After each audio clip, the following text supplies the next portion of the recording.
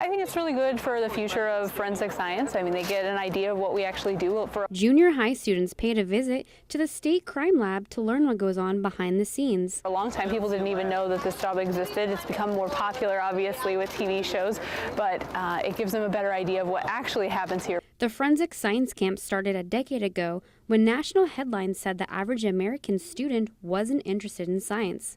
Alaskans wanted to change that. But when you add forensic to it, it turns CSI and all that, it turns kids on and really gets them interested.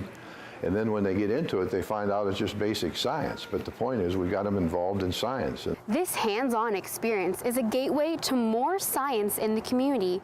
Through this program, forensic science classes and integration have popped up in schools all over Alaska. Our camp had a bearing on that because they recognized there was value to it. 4 workshops were offered to the students, including a vehicle and bullet crime scene and fingerprint analysis. The favorite part of doing this was getting to use that magnetic powder, because I didn't know that those types of powders could reveal a fingerprint that looked invisible to the human eye. With education these days, it's hard to get kids out of the classroom, so this summer program focuses on hands-on learning. Anytime you can make science relevant for a kid and keep them hooked, that will take them through a calculus class. Because students are always asking, why do I need to know algebra? Why do I need to know geometry? Getting a child to understand basic science and enjoy it is the camp's goal. You don't necessarily have to love your calculus class, but seeing how it can be used and how it can be applied in a real life setting, I think is invaluable.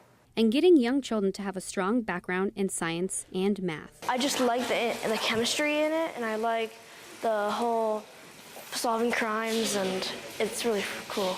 Reporting in Anchorage, Pearl Grace Rasmussen, your Alaska Link.